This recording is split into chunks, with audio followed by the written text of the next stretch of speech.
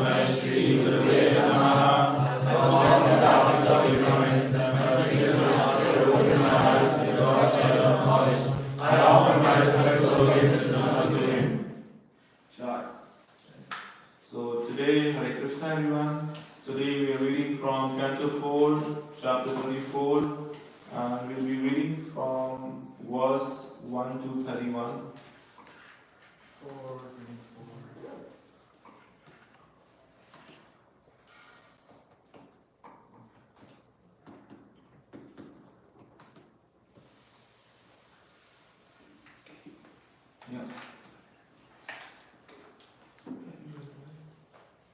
Yeah, read the first text. The great sage Mathura continued, Jagatatma, the eldest son of Maharaja Prathu, who had a reputation like his father's, became emperor and gave his younger brothers different directions of the world to govern, for he was very affectionate towards his brothers. Text Maharaj Vijitswa offered the eastern part of the world to his brother Haryaksha, the southern part to Dhumrakesha, and the western part to Raka, and the northern part to Dravina. Text 3. Formerly Maharaja Vijitashva pleased the king of heaven Indra and from him received the title of Antardhan. His wife's name was Shikandini and by her he begot 3 good sons. 4. The 3 sons of Maharaj Antardana were named Pavaka, Pavamana, and Suchi. Formerly, these 3 personalities were the demigods of fire, but due to the curse of the great sage Vaishashta, they became the sons of Maharaj Antardana.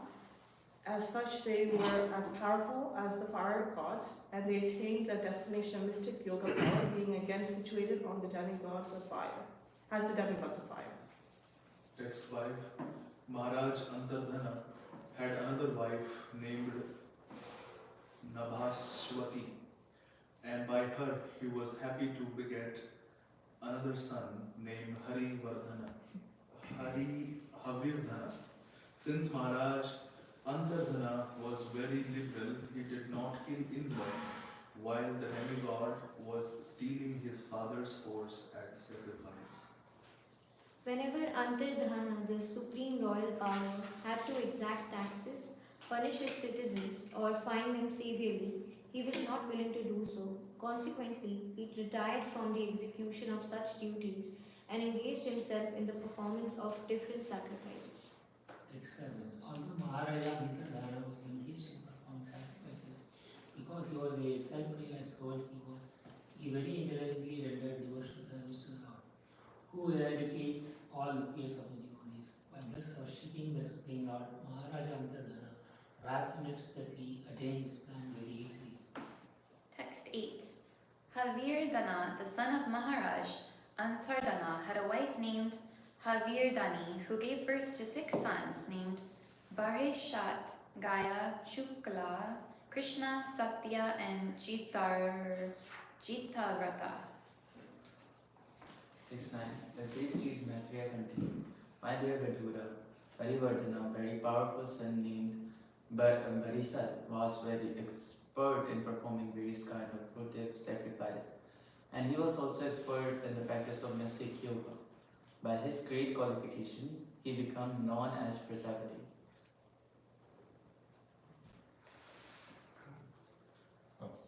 Maharaj Parishat, henceforward known as Prachinabari, was ordered by the supreme demigod Brahma to marry the daughter of the ocean named Satadriti. Her bodily features were completely beautiful and she was very young. She was decorated with the proper garments, and when she came into the marriage arena and began circumambulating it, the fire god Agni became so attracted to her that he desired her company exactly as he had formerly desired to enjoy Sukhi. Satadruti was thus being married. Demons, the denizens of Gandharva Loka, the great sages and the denizens of Siddha Loka, the earthly planets in Nagloka, although highly exalted, were all captivated by tinkling of her ankle bells. Prachinabari begot 10 children in the womb of Satadruti. All of them were equally endowed with religiosity, and all of them were known as Prachetas.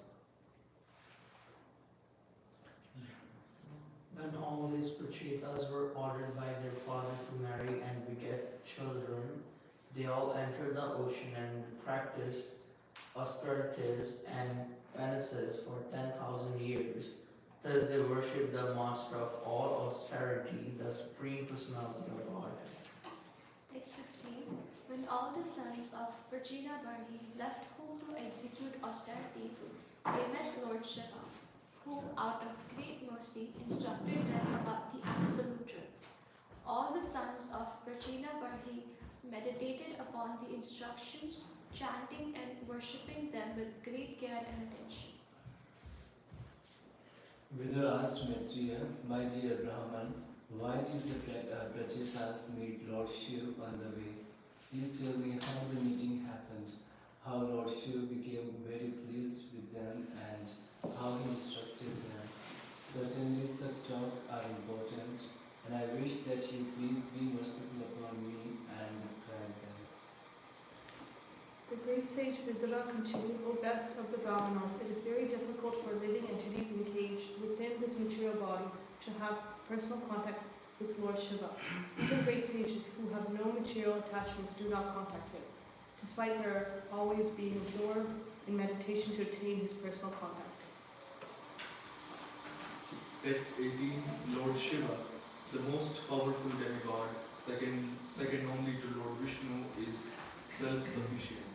Although he has nothing to aspire for in the material world, for the benefit of those in the material world, he is always busily engaged everywhere and is accompanied by his dangerous energies like Goddess Kali and Goddess Durga. The great sage Maitreya continued, "My dear Vidura, because of their pious nature, all the sons of Prachina Bhari very seriously accepted the words of their father with heart and soul. And with these words on their heads, they went toward the west to execute their father's order." While traveling, the Prachetas happened to see a great reservoir of water, which seemed almost as big as the ocean. Water of this lake was so calm and calm that it seemed like the mind of a great soul, and its inhabitants, the aquatics, appeared very peaceful and happy to wonder the connection of such a modern reservoir.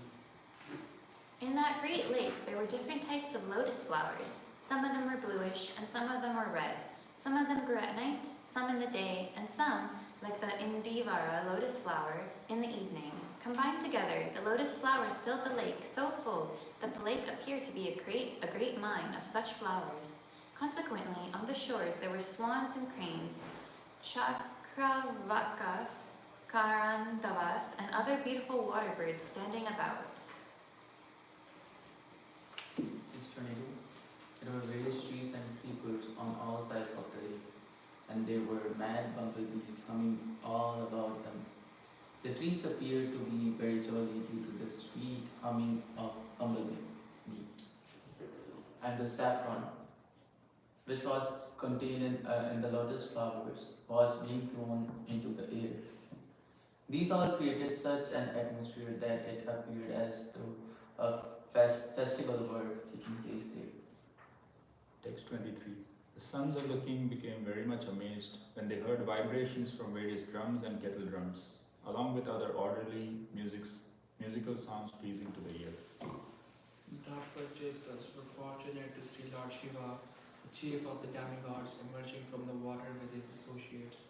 His bodily luster was just like molten gold. His throat was bluish, and he had 3 eyes, which looked very mercifully upon his devotees. He was accompanied by many musicians who were glorifying him.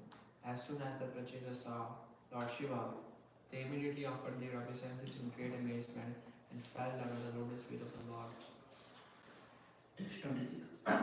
Lord Shiva became very pleased with the Prachetas because generally Lord Shiva is the protector of wise persons and persons of gentle behavior. Being very much pleased with the princess, he began to speak as follows. Lord Shiva said, you are all the sons of King Prachin Barhi, and I wish all good fortune to you.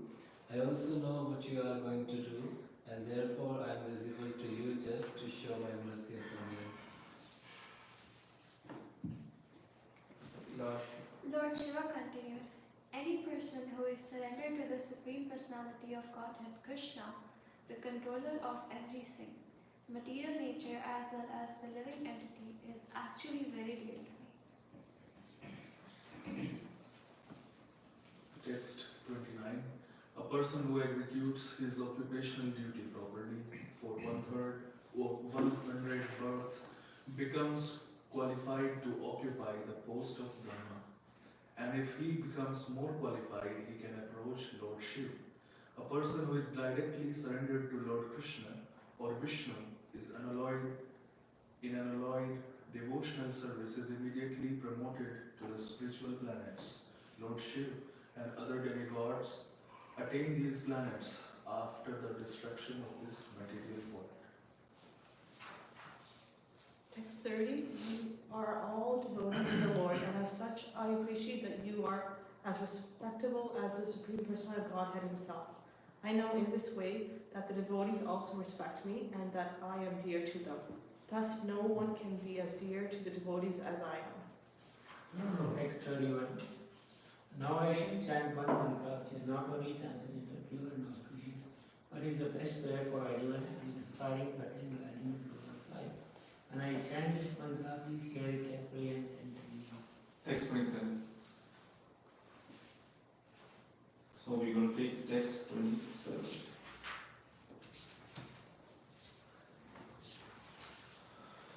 Shri Rudra Vacha Yuyam Vedi Sada Putra Viditam Vakchiriksitam Anugraya Bhadram Va Evam Me Darshanam Kritam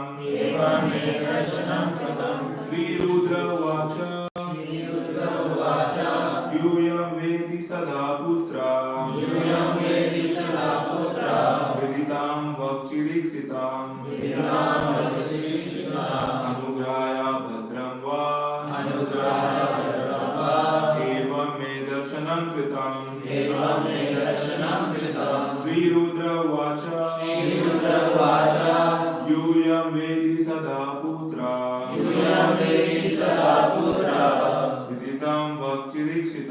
Viditam Vakchiriksitam Anugraya Bhadram Va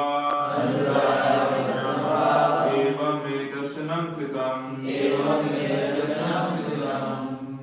Yuyam Vedi Shadaputra Yuyam Vedi Sada Putra Viditam Vashchikirshtam Viditam Vastikirsitam Anugrahaya Bhadram Va Anugrahaya Bhadram Va Evam Darshanam Kritam Evam Me Darshanam Kritam Shri Rudra Vacha Shri Rudra Vacha Yuyam Vedi Shadaputra Yuyam Vedi Sada Putra. Please scroll it up, we can't really see the screen. Please scroll it up. What is English on the top? Thank you. Viditam Vaschirakshitam Viditam Vakchiriksitam Anugrahaya Bhadram Va Evam darshanam kritam Evam Me Darshanam Kritam Shri Rudra Vacha Shri Rudra Vacha Yuyam Vedi Shada Putra Yuyam Vedi Sada Putra Viditam Vachikishitam Viditam Vakchiriksitam Anugrahaya Bhadram Va Anugrahaya Bhadram Va Evam Me Darshanam Kritam Evam Me Darshanam Kritam.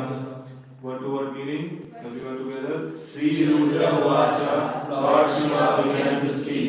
Yuyam, all of you, Vedisasa, of the Prachina Bhati, Putra, sons, Viditam, knowing, Va, your, Shirikshitam, desires, Anugrahaya, for the matter of showing your mercy, Bhadram, all good fortune unto you, Va, all of you, Evam, thus, me, my, Darshanam, audience, Kritam, you have done. Translation purpose by Srila Bhaktivedanta Swami Prabhupada Srila Prabhupada ki Jai. Translation everyone together. Lord Shiva said, you are all the sons of King Prachina Bali, and I wish all good fortune to you. I also know what you are going to do, and therefore I am visible to you just to show my mercy upon you. Anybody would like to read? Go ahead. By these words, Lord Shiva indicates that what the princes were going to do was known to him. It is a fact that they were going to worship Lord Vishnu by severe austerities and penances. Knowing this fact, Lord Shiva immediately became very pleased, as apparent by the next verse. This indicates that a person who is not yet a devotee of the Supreme Personality of Godhead, but who desires to serve the Supreme Lord, receives the benedictions of demigods, headed by the chief demigod Lord Shiva. Thus, a devotee of Lord does not need to try to please demigods separately. Simply by worshipping the Supreme Lord, a devotee can please all of them. Nor does he have to ask the demigods for material benedictions, for demigods being pleased with devotee automatically offer him everything that he needs. The devotee automatically offer him everything. The demigods are servants of the Lord, and they are always prepared to help the devotee in all circumstances. Therefore, Srila Vilvamangala Thakur said, if one has unalloyed devotion for the Supreme Lord, the Goddess of liberation, is ready to serve him, to say nothing of the gods of material opulences. Indeed, all the demigods are simply waiting for an opportunity to serve the devotee. Thus, there is no need for a devotee of Krishna to endeavor for material opulence or liberation. By being situated in the transcendental position of devotional service, he receives all the benefits of dharma, artha, kama, and moksha. Jai. Hare Krishna. So in this chapter we see about the Prachetas. In the previous chapter we had seen about Maharaj Prithu and how he had gone back to Godhead. And initially we see Maharaj Prithu's son Antardhana, and then we see his lineage coming up to Prachinabhari, and then from Prachinabhari we have the Prachetas. So how many Prachetas were there? 10. Yeah, that's right.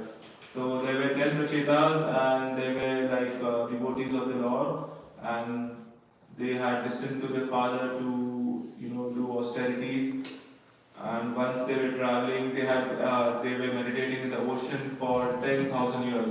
So we can see that this is Satyuga, because 10,000 years meditating in Satyuga is not possible. And in Satyuga, people had they could live for 100,000 years.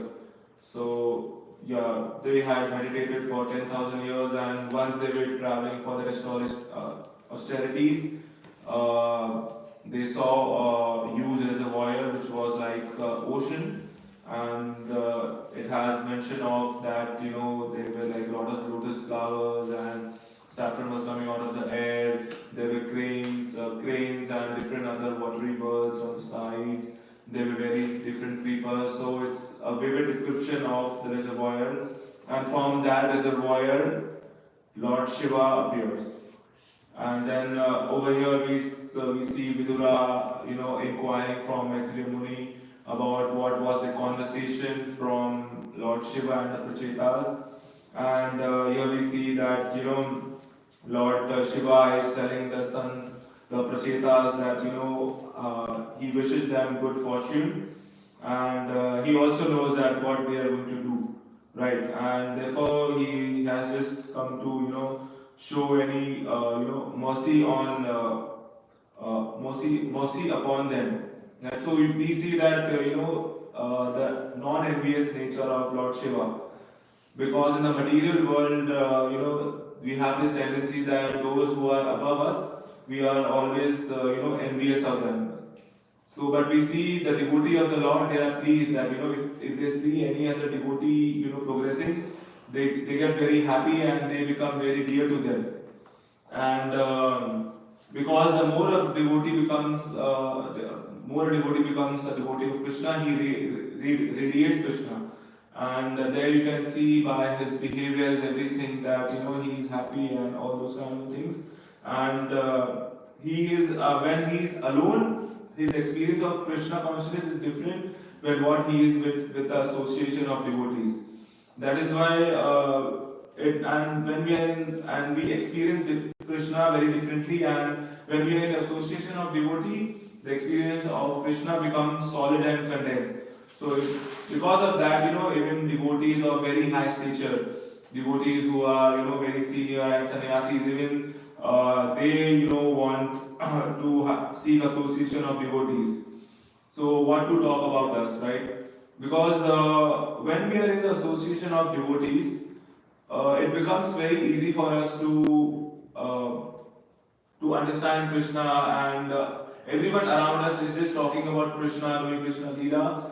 So it really just helps us to acts like a protection shield from the material world, which is outside, right? And so that is why, like, whenever a senior devotee comes to visit us at the temple, we become very happy. But in the material world, whenever we have guests in our house, I used to not be very happy. We are supposed to have guests now. We have to entertain them. We have to take them outside, and we have to talk all mundane stuff. They will be asking about us.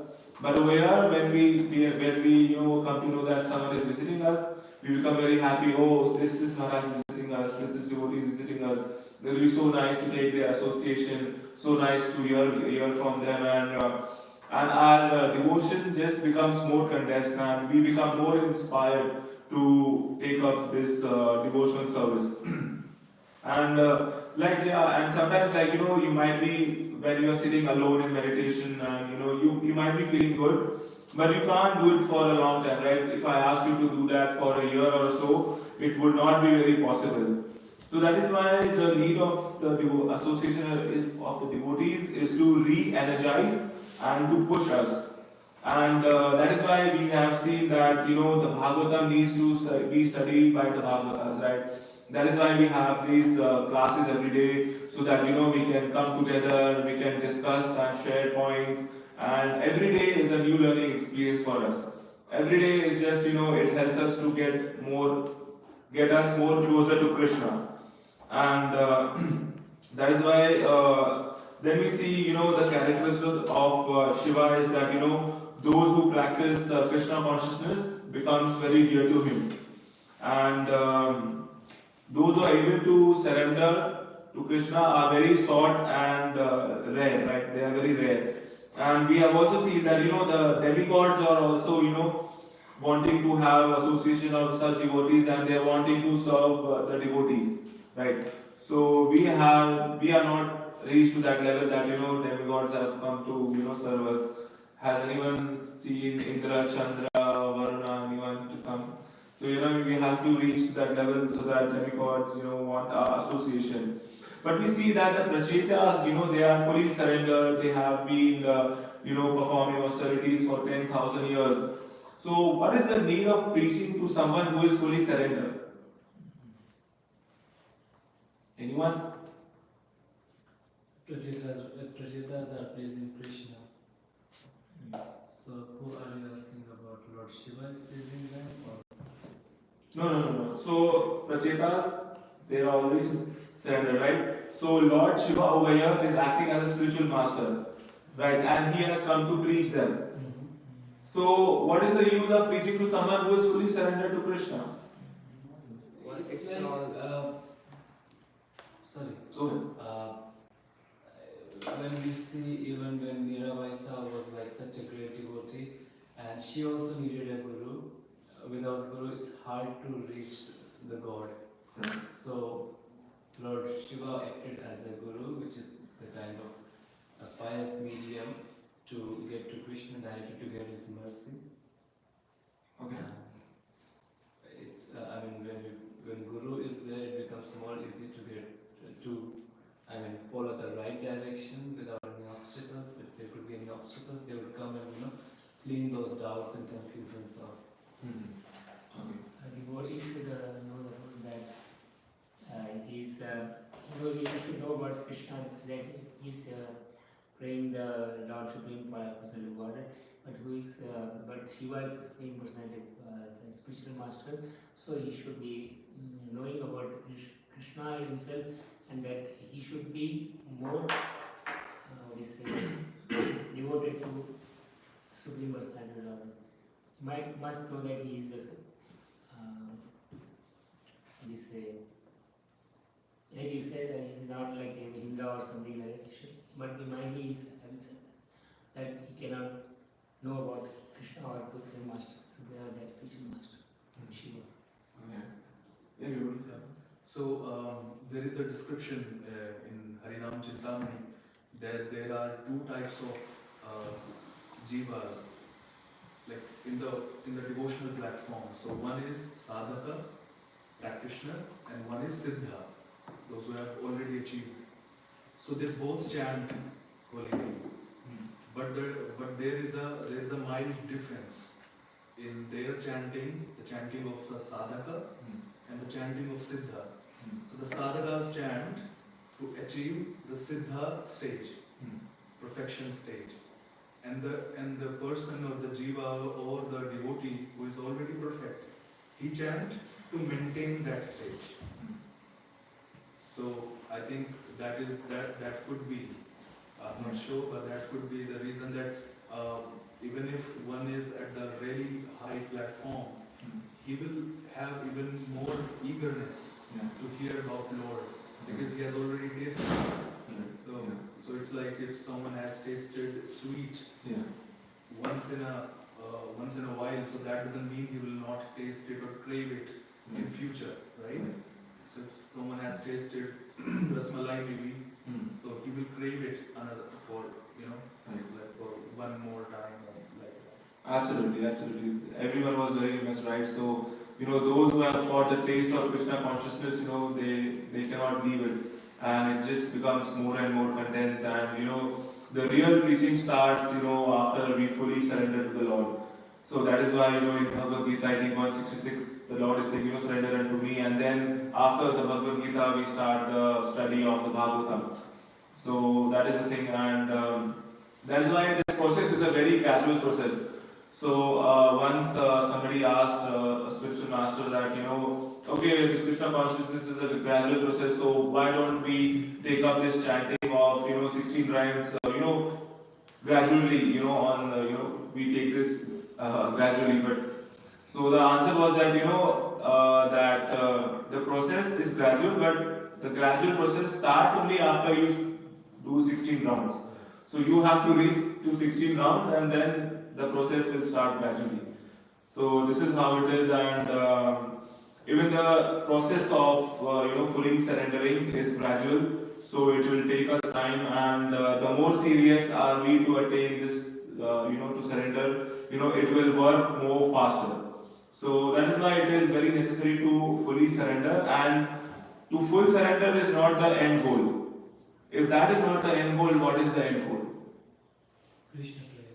Yeah, that's right. Krishna praying is the end goal. So we have to invest. So the initial investment is to surrender unto Krishna, and then only we can reach that. And without that, we won't be able to reach to the higher process. Right? There are the 9 phases of devotion. So just starting from bhajan kriya and all those things. So Shraddha and bhajan kriya and all the different stages. And then the last stage is Krishna praying. Yeah.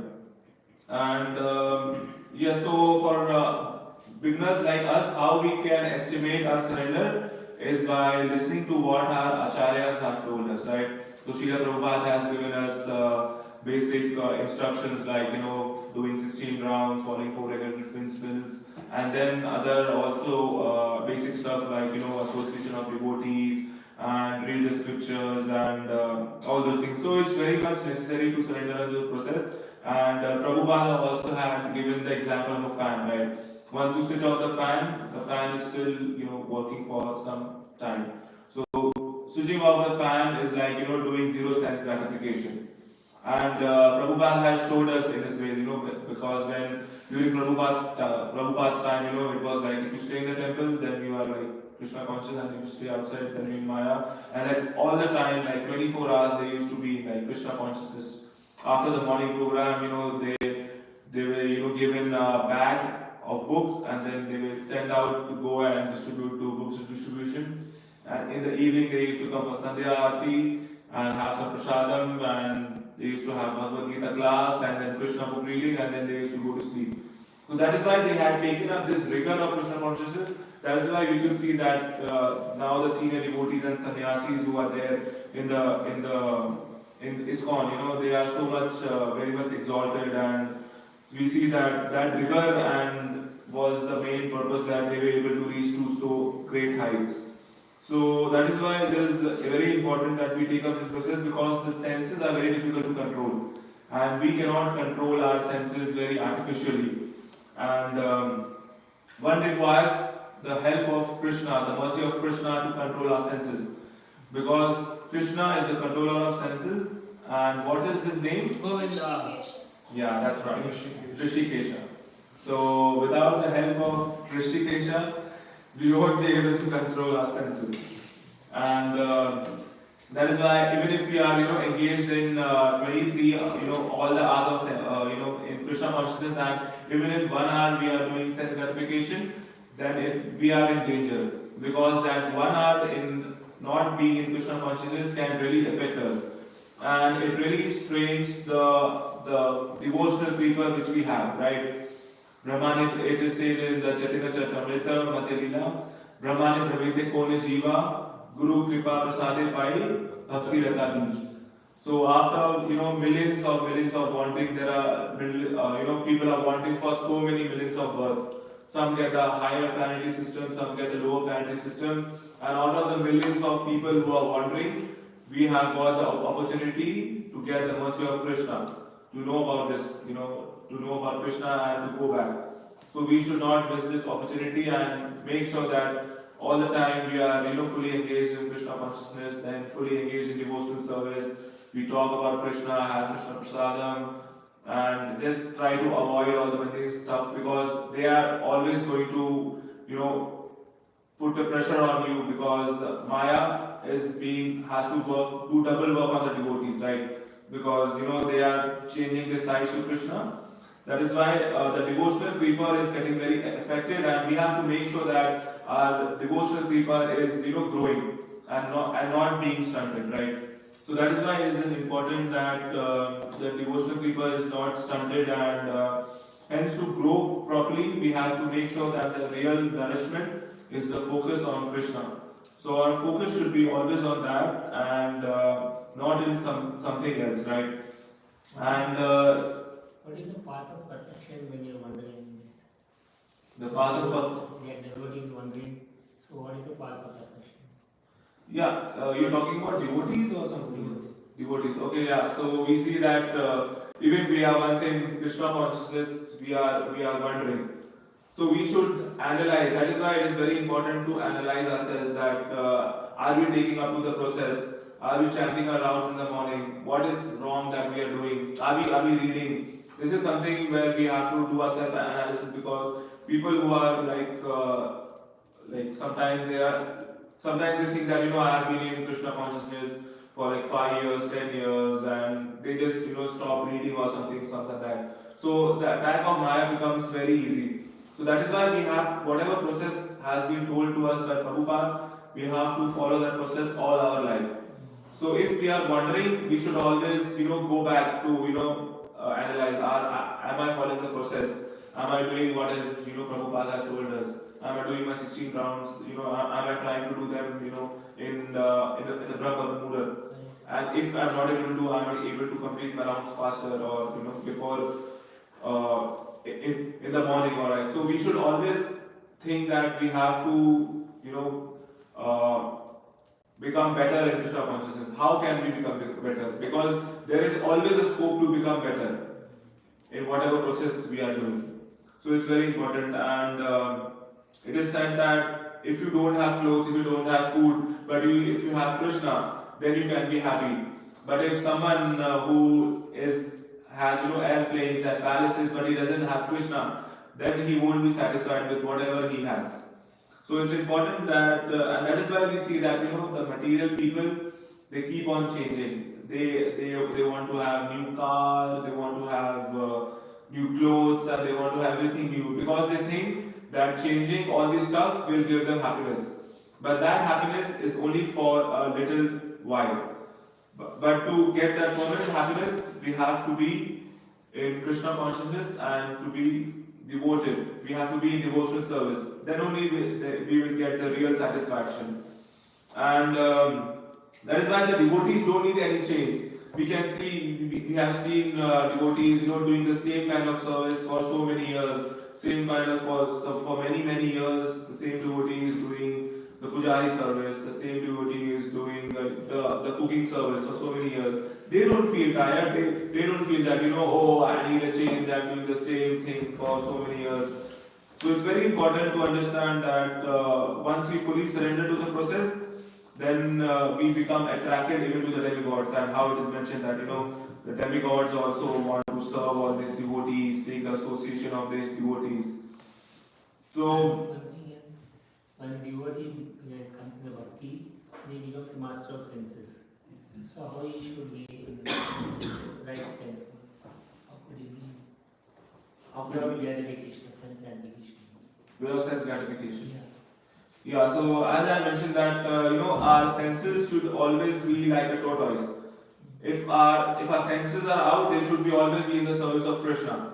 But if something we come into the material nature, immediately our senses should retract. This is what example Prabhupada gives about the senses, and that is why how we have to see. So that is why we have to study the 9 cantos thoroughly, and then only we can understand the pastimes of Krishna in the 10 cantos. Because we otherwise we will think that small baby crying and then Krishna crying as a small baby, those are two different things. And then that we can only understand if we study the scriptures properly. We understand what is the bhav and what Krishna is trying to give us the message. So it's very important. Otherwise, we won't be able to understand the pastimes. And that is why people think that Krishna is just like other demigods because he was in this material world. But Krishna is the master of this material world. And in the 3rd canto, we see that Vidura gives the example of how a king or a chief minister visits a prison. Is a difference between a prisoner being in the prison, right? The king can go anywhere in the prison and nobody can stop him, and nobody can tell him that you have to do this, you have to do that. He can do whatever he wants to do in the prison. Similarly, this world, material world, is a prison, and Krishna comes not as a normal person like you and me. He is the master of it. So none of the modes of material nature is being influenced upon him, like it is being influenced upon us. So this is a very important point to understand that Krishna is the master and nobody can put him into it. So in the Prabhupada it is mentioned that there is no need for a devotee of Krishna to endeavor for material opulence or liberation, because in the material world that is what we have been told that we need moksha. This is what we need. We need to get out of this. They know that they have to, that they are suffering, they are trying a lot, and they just need liberation from all these things. But they don't understand that that is not the ultimate goal. That shouldn't be the ultimate goal, because even if they get liberation, they are going to fall down, right? So we don't need to endeavor for material opulence, because it's no use. Whatever material opulence we have will be only be in this world, material world, and we won't be able to take any of it with us, right? So it is very important that we understand this, and this is very important that Lord Shiva is the chief demigods, because we find a lot of people who are devotees of Lord Shiva and they don't understand that Lord Shiva is also a devotee of Krishna. So and devotees of Lord Krishna are very dear to him. So whenever we go to Lord Shiva, we should always pray to him that, oh Lord, please help me, please bestow your mercy upon us so that we become a better devotee of Lord Krishna. Because even if we go, because we see that Lord Shiva is busy in this material world. He is like he is known as Bholenath. He is very merciful. If you go with to him for any material desire, he will give it to you, because he's like, okay, you whatever material you desire, you want, you just take, and you just because he wants that you reach to that level that you are just fed up of the material desire, and then you come to the level of devotional service of the Lord, right? So that is why this is his very desire, that he wants everyone to become the devotee of the Lord Krishna, and we can only become the devotee by fulfilling the desires. We just like it increases more hunger. It can never be satisfied. So if Lord Shiva is fulfilling and expecting in return that one day we're gonna get money for all such kind of stuff, and that seems quite impressive. Yeah, like one day you will, it is not in this work, but in other works, if you like keep on asking, because you will come to a limit that you will understand that, oh, I'm asking for so many material things, because even the people who have so much money, they are also endeavoring for more money, but they don't understand that even after having so much money, they are not being able to spend that amount of money.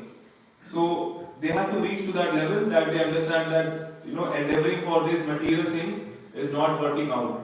So we have to endeavor for something which will get us the real satisfaction. And the real satisfaction is to become a devotee of the Lord. That is how we can become a real satisfaction. And so the one question might be that if the Lord loves us so much, why does He put us in this material world? Because we were envious of Him. Because we were envious of Krishna. We were envious of Krishna, okay? To purify us, Yeah. to be able to love Him, because He loves us, we don't love Him the way He is. So He wants us to be able to love Him. Yeah, right. So Prabhupada gives a very nice example that the father puts their child in a school, and then he tells the teacher that teach him properly, and if he doesn't if he doesn't understand, then beat him and scold him and do whatever you want. So that is a different kind of love. That is a different kind of love we see that. That is why the Lord wants us that is why in this world there is suffering. Because if there wouldn't have been any suffering, we wouldn't have been endeavor to go back and be miserable and do Krishna and do devotion and Krishna consciousness. We would have been, we are fine over here and everything is good. Why we need to endeavor for something? Because we are miserable, that is why we want to go to the next level and we want to find real happiness. Because whatever happiness we are getting in this world is temporary. And we are not satisfied with this temporary happiness. Even if you become the CEO of the company, if you are working in some position, you always endeavor to get promoted, and then get promoted, and then get promoted. And the ultimate promotion is becoming a CEO. After you become the CEO, you still won't be satisfied. You will be like, oh, what else can I do? What else can I do? So all this material and endeavoring will lead you to nowhere. So it's very important that we focus our time and energy to become the devotee of the Lord, and not something else that will not let us to that phase. Like we are in this material world, so we have some duties, so we should do that duties, but it doesn't mean that we should be so much just into the duty, so much engrossed that is hampering our devotional service. So, always the analysis should be there. Am I doing great? Am I doing enough? Am I reading enough? All these thoughts should come into us, because sometimes things becomes very mechanical, that we don't understand how we are progressing, how we are this. So that is why it is important that we write down whatever we are doing, whatever we are reading. Constantly should be reading, hearing, so that the senses get us the knowledge. Because why are we engaged in this material world? Because we don't have the right knowledge. And reading and hearing will get us the right knowledge and get us to that level to understand us that this material world is not the world we are to be in, and we should always endeavor to do more service, more devotional service. That should be our very goal, and it will be very difficult to do service for the Lord in the beginning, because you would think that why I'm doing service, I'm maybe I just devote my time only to read and get the knowledge. But that is also very important, because once we are in the spiritual world with Krishna, we have to do service for the Lord, right? And if we don't have the practice of doing devotional service, it's just like in the material world. Like if you go for an interview in I'll just take a question. You go for an interview in a company. The company wants the best qualified person who is the most qualified from all the persons, right? So similarly, we have to be qualified to get that service, and we can only be qualified if we do service. So that should be our mood, to have a balance between sadhana and service. Yeah. So reading is not a devotional service, Yeah. So devotional service, there are like different branches of devotional service.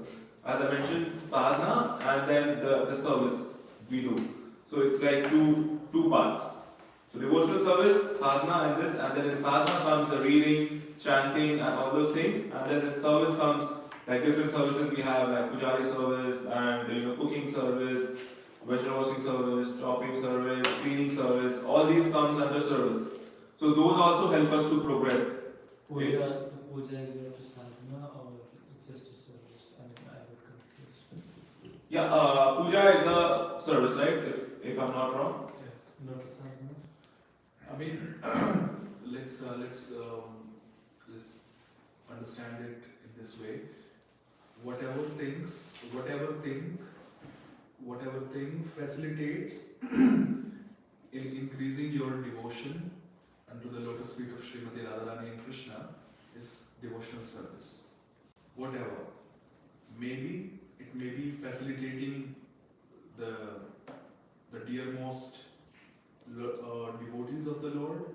It could be making, prasadam for them, or cleaning their bed sheets, washing the hallway. It could be anything. Because Shripad Aindra Prabhu used to clean the washroom of Brahmachari Ashram at late night, because in the bright daylight, no one would have ever allowed him to do such job, but he used to do that. So facilitating others so that they could do their devotional service or their sadhana properly is also a way to maintain your sadhana as well. So as Prabhu mentioned, it will be chopping vegetable, because that will be used in the bhoga, and then Krishna will accept it, and then it will become prasad, and then it will fuel us to stay in mode of goodness for much longer period of time. So in this way, in subtle way, these all things which might look like a simple task, but the conclusion is that we are facilitating. Right. That's right. Question was. Yeah. So Prabhupada has given that the sadhana is same for everyone. Whoever is in, is a devotee, the sadhana is the same, but the service can be different. So that is why how you can, know the difference between service and sadhana. So thank you so much. Any questions? As you are always devoted to do, and that was we can always serve Radha and Krishna, but not in a material way. I think it's a material thing. That's right. All right. Thank you so much. Jagatatma ki jai.